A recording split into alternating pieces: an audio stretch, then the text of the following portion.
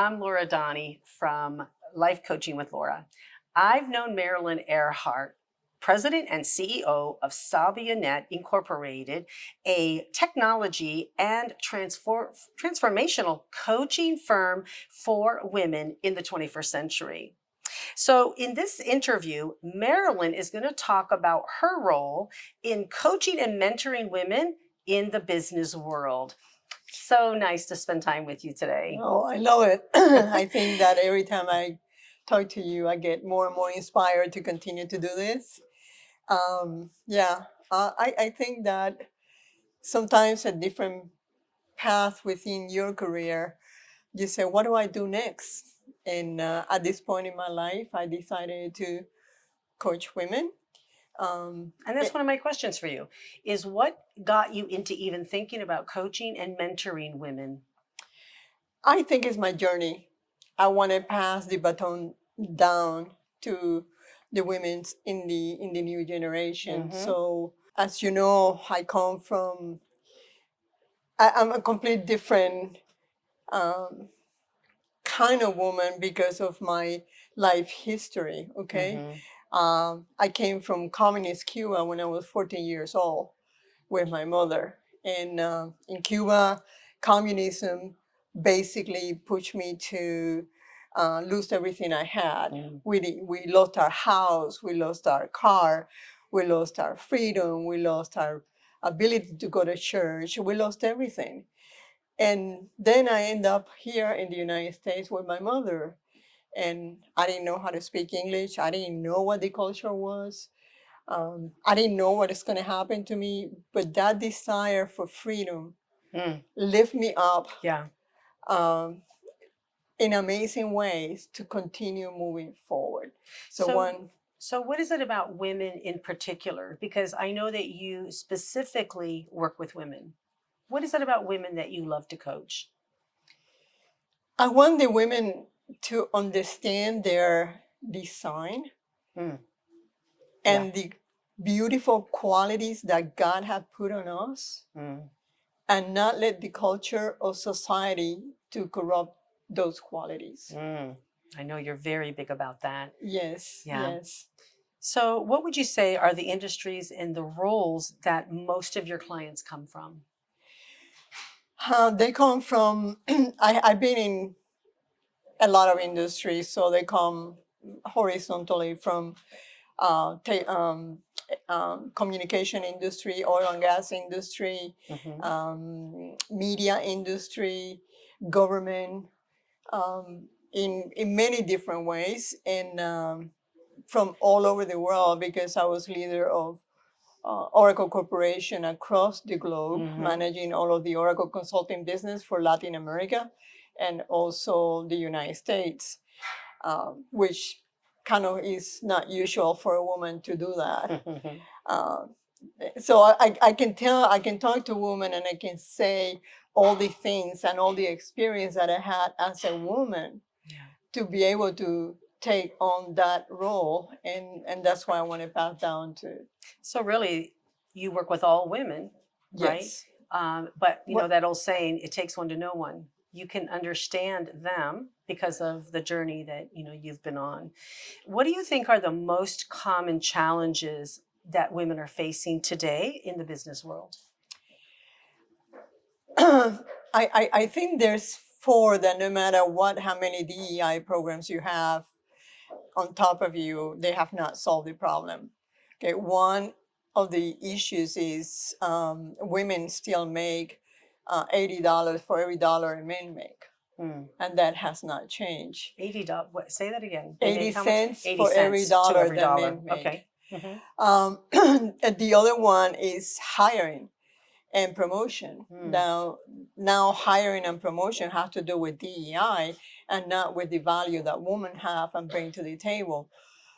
So that's a very specific one. Another one is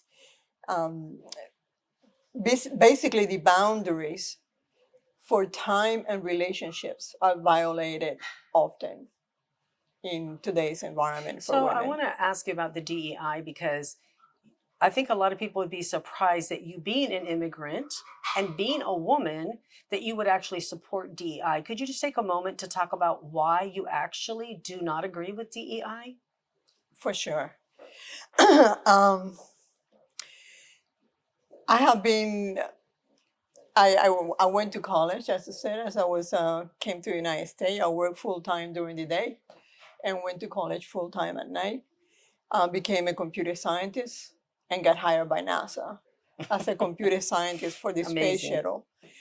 So in that job, I mean, there were not a lot of women in the 1980s, and there was no DEI program. Mm. But who I was, my skill, my passion for science, and I was learning there are the things that really allow me to continue moving forward without DEI. Yeah. That's really good. And I love that you answered that, because again, I think a lot of people would think that you view that differently. But I think what I hear when you share these things, as I've heard you do many times, is that you believe that women can work hard, they can push through the obstacles, and they can earn their place. Exactly. Amen. Yeah, that's what I thought. It was, I mean, the same thing when I was managing all of Latin America. A young woman managing Latin American business and telling the business leaders in Latin America what to do, that's not common, Yeah. but it's how you approach it, Yeah. it's how you lead, and how you recognize your gift as a woman. And when you do that, you don't need to rely on somebody protecting you like the DEI and giving you value for being a woman. You already have that value. And you bring that And you value bring it there. So since you work with so many different women, and especially since you talk about how women are still viewed differently in the workplace, I imagine women deal with the imposter syndrome quite a bit. Do you help your clients with the imposter syndrome? And first, Absolutely. what even is the imposter syndrome? It's basically lack of confidence. And lack of confidence, even though you have actually accomplished a lot. That's something that most women struggle with. And that's one of the major things that we're doing here today is that looking at yourself internally and say, what is it that I do not have confidence to really stand up and have an argument without really getting upset about, but discussing things based on data and facts and your experience and moving forward. A lot of times you see that women silence. Yeah. And you say, why are you doing that? Because I want to be approved. Yeah. Well, you said stand up, and I would say stand out. And sometimes And that's the stand out. difficulty. And They don't stand want to out. stand out. Sometimes we don't want to Yes. stand out. Yes. So how do you in particular help your clients overcome the imposter syndrome? Is there one example that you can give to us? In the Here to There program, we have 3 phases. The first phase is really exploring internally the things that stop us from getting to where we want to go. And that's a very tough process, because when you start looking at what is it that is covering your passions and your desire, it gets to a very scary and lonely place, because you were in the habit of doing that for so long. So they start dismantling things and the voice become clear. And it's almost like, the eagles go above the storm and look down. And it is actually a natural design, by the way, from the heat wave. But it becomes natural to raise above the storms that you're struggling with and look down and say, I'm okay. And then you really move to a situation where it's not about, oh, this is all wrong with me, but it's more about, oh, now I understand who I am to get to where I want to be. And then you're not afraid to stand up and stand out. And Or then at you're least not you're afraid less anymore. You're not afraid anymore. At least you're less Yes. afraid anyway. Yeah. Have you noticed any differences in the challenge women face in the leadership roles within their jobs? Yes. This is my experience. leadership for a woman is very different than leadership for a man. And the problem we have is that culture and society continues to push us to be like men. Oh. Okay, and when we do that, we fail. So in a leadership role, a woman has to use her gift to be able to lead. And actually, we have two gifts that are amazing for leadership. And one is that we have the ability to influence. Okay, and a leader has to influence not only the people, but the process to get into the end of the line. So that is a gift that we as leader, women leader, have to use. How do you influence? The other one that is a very important characteristic of leadership is empathy. Because you have to connect to the heart of the people in your team so that you can inspire and influence them. And we are very good at that because in our design as a mother, we're very good at that. So what I say, do not imitate how men lead because they lead differently. And we are different. But when you lead, use the gift that God has given you to actually take people to the end of the line, because leadership is nothing more. We have a vision, let's get to the end. And so I think that when you use that kind of methodology, it works because then you're really not competing against each other. You're bringing everything together. Well, and I love that you use the word methodology, because I'd love to hear what is your particular method that you use with your clients. What is your methodology? My methodology I use with my clients is called here to there. You're here. Let's understand why you're here, and let's see everything that keeps you there.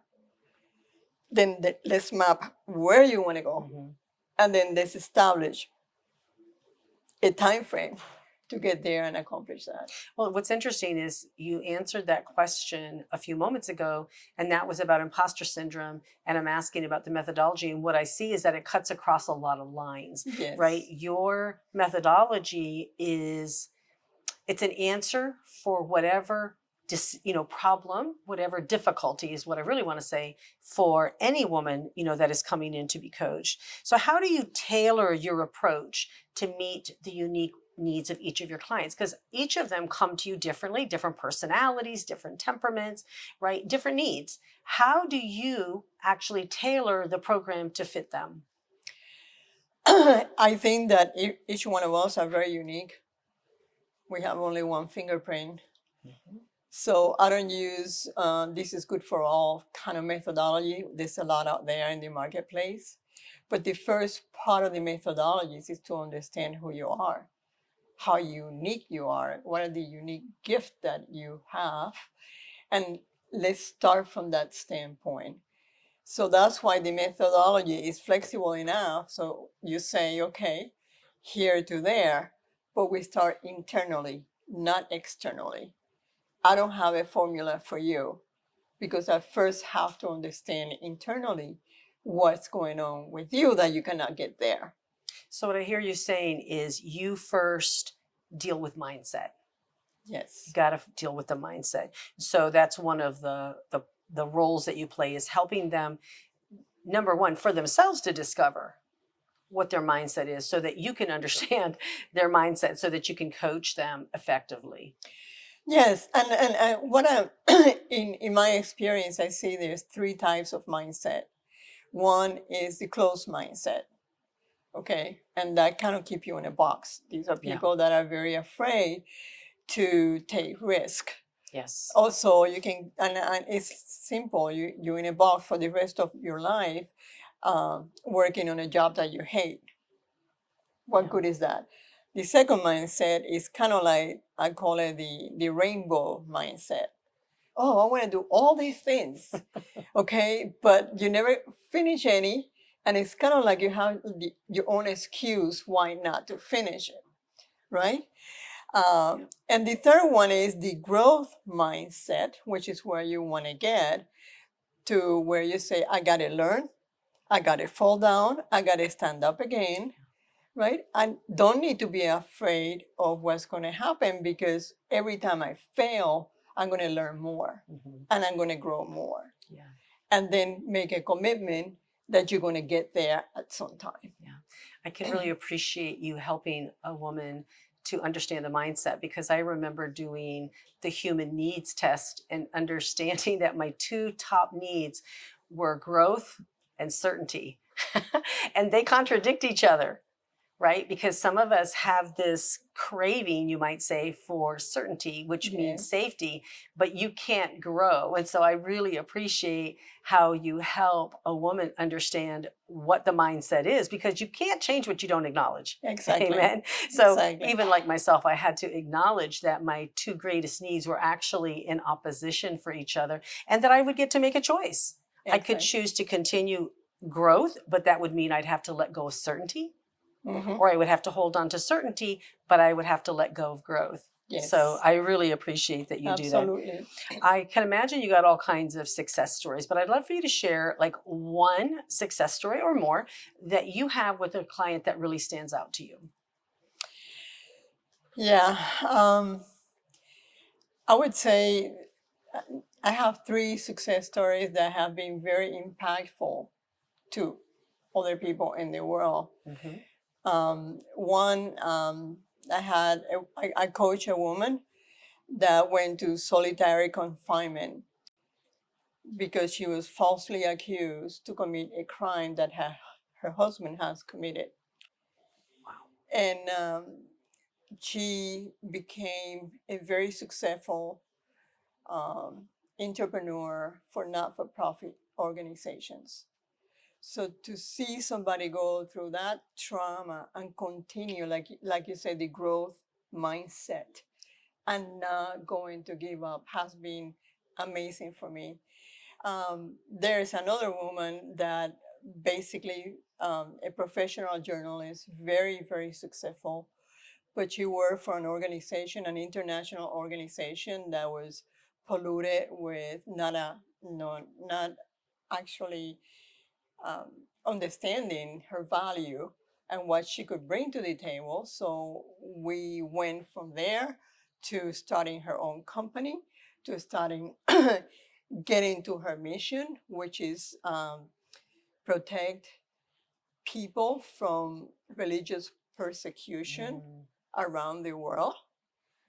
And very recently, she got President Trump to declare Nigeria as a dangerous country and said, if you continue to persecute Christians, we're going to invade you.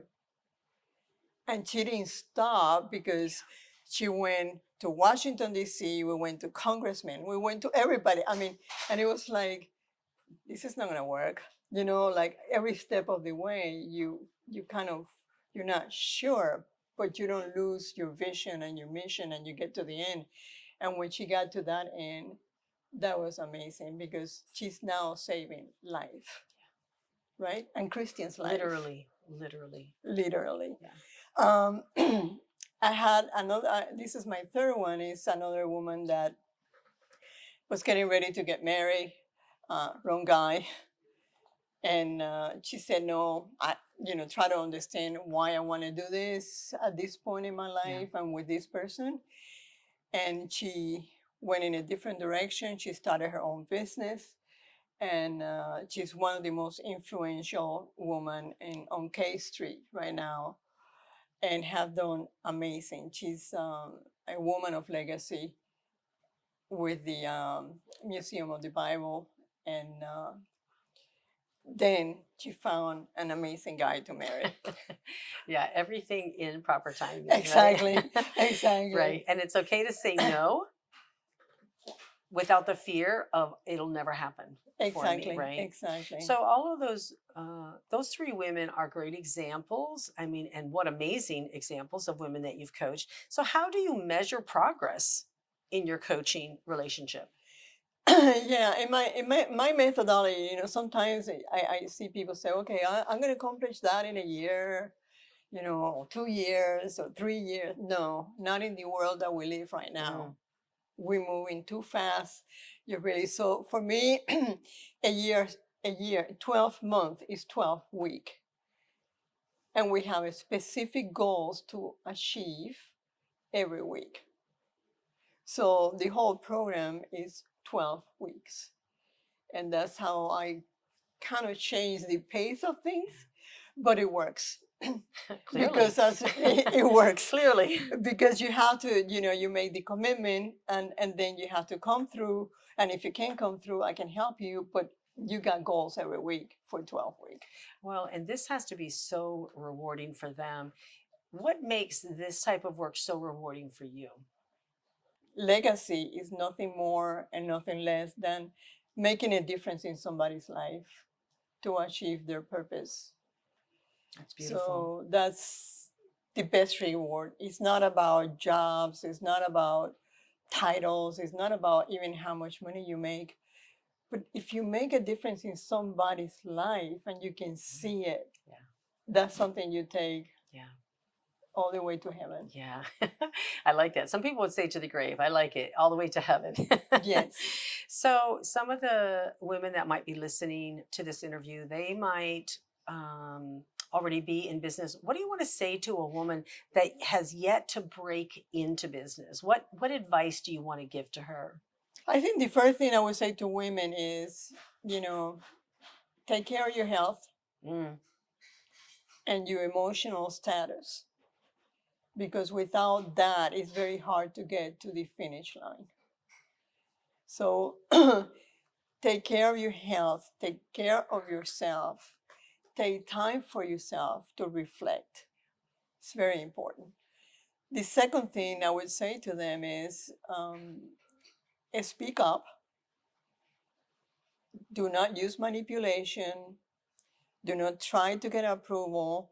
Speak up, but speak up with respect and with love. That's very important. If you're quiet and you keep in silence and you can't express what you're trying to say at a high level, then you're never going to be heard. So those are very important points to talk about. And I would say the third point, continue to be a strong influencer. Yeah. We have that gift. Use it. Yeah. And use it. Use the gift that you use as a mother, okay? Because we as mothers, we raise our kids and influence them to be the best they can be. Use the same gift to help others be the best they can be, and then you always be able to move to the next level. So that's a great word for a woman listening in that wants to break into leadership. What about the organizations that are actually listening to the interview? How can they better support women in business? I don't think organizations need to support women. What do you think they need to do that better? I think if a woman understands her identity and believe in her identity as a woman and does all the things that we have talked about, right? Confidence, talk, mentor, all the things that we talk about, you're going to be successful. And the organization is going to recognize the value that you bring. When I talk about the DEI, no, I don't want an organization to do anything for me. I want to be me. And I want to have an impact in the organization as a woman. Well, and I guess we could say that if there is a woman who's bringing great influence, especially through the areas of integrity and honesty and kindness and getting work done with excellence, that sometimes you're just in the wrong organization. Sometimes you need to leave that business, particular part of the world, and go into another one, because there are great companies and agencies that are supporting women properly in giving them a place, right? A role to grow, right? A place to lead with excellence and to influence the rest of them. So we've talked about resiliency. We've talked about confidence. Is there a tactic that you can share with the listener, or a practice that you recommend for women to actually build confidence or build resiliency? Yes, it's the same thing as we do on the first part of Here to There. Is recognizing the toxic habits Mm. that have been implanted on us for centuries and we have inherited.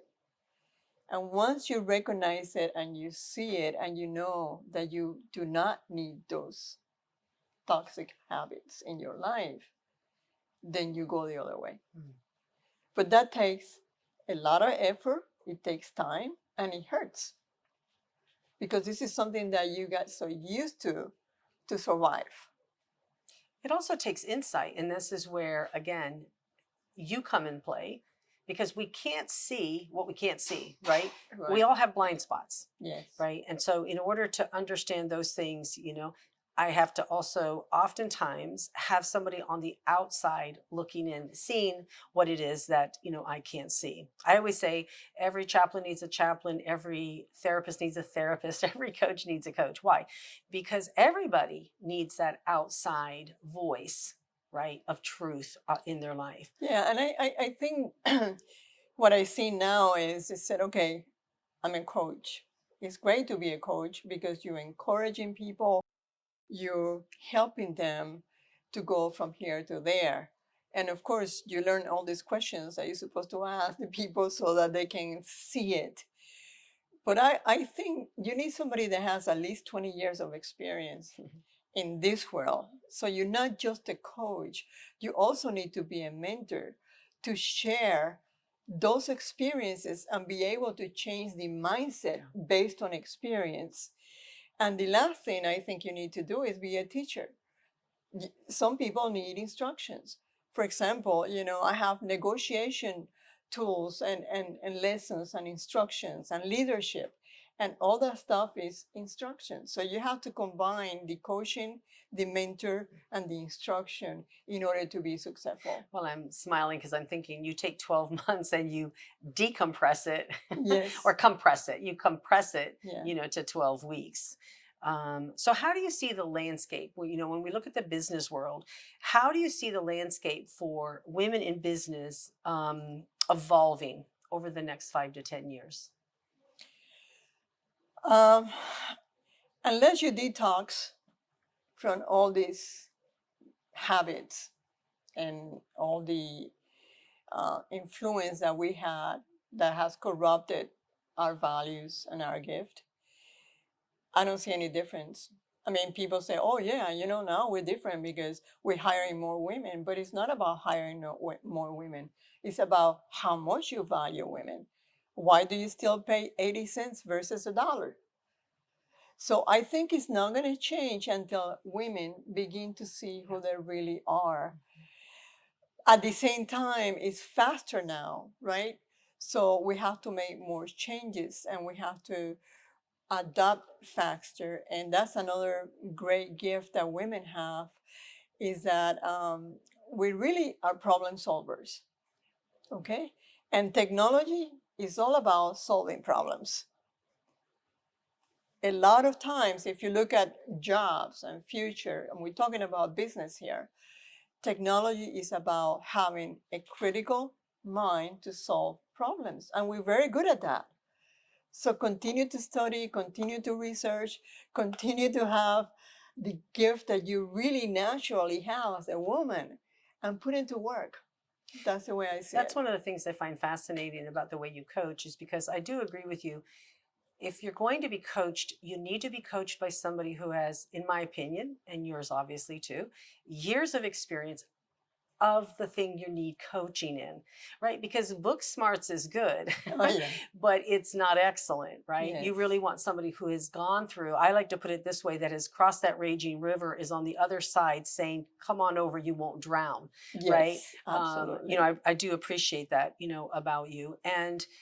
Um, and I love that this is what you provide for women because you keep talking about technology. Like, see, I I'll use myself as an example. That's an area I'm not familiar with, and I could see where women can really benefit from the transformational side as you renew their mind using things like technology.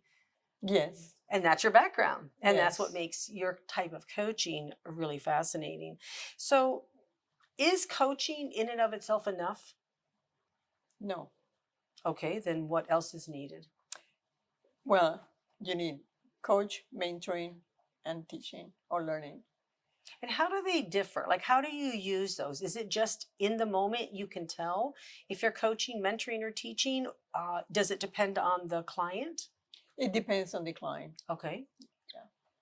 Could you give us an example of coaching versus mentoring versus teaching? Sure. I would say coaching, somebody come to you and say, I want to get there and I don't know, I can't get there. And you start asking questions why you can't get there. Mentoring, and typically, I'll give you an example. I know I have worked so hard and I deserve a promotion. And my boss is like this and this, like this, and I'm being ignored for that promotion. And so, in that particular area, you have to mentor by sharing the experience that you have across the years that you worked and said, this is how you need to react to your boss, right? So it's not asking, it's more like telling, this is giving them a tool. In other areas, they say, okay, well, I want to get there, but you said, okay, but in order to get there, you may have to go back to college, or you may have to go a certificate, or what is it that's missing that is stopping you from getting there? That is so good. Yeah, and I don't think most of us know the difference between those three. So I really appreciate that. Well, you've covered a lot of ground. What are your closing thoughts? What have I not asked? What have you not said that you would want the listener to know? Yes, I think that I, I want women to recognize what an amazing design they have from the beginning. And I want them to recognize the gift that God has given them and just put them out there because they're precious. They're rubies. And stop with all these, feelings of insecurity and I cannot do this and I'm not this and I'm not. You are a beautiful creature. Yeah. Move forward. And when we combine the beauty of the gift of a man and a woman together, whether it's at work or in marriage, we become superpowers. Yeah. But when you try to compare, oh, I'm less, I'm more, I'm here, I want to, no, it's when we bring those gifts together. If you're in our organization, a man will admire you. He says, wow, she's different. Yeah. And I need that difference. I need that difference. Yeah. And the same thing with us. And that's what I would say in my last word. Just we have to value who we are as creatures and have it. What is our purpose? What is our vision? And walk the journey. Well, I want to say thank you, Marilyn, for not just giving of yourself so selflessly to so many, really to anybody that comes into your life, but to take this time to share with people how it is that they can go from here to there and fulfill their calling on their life.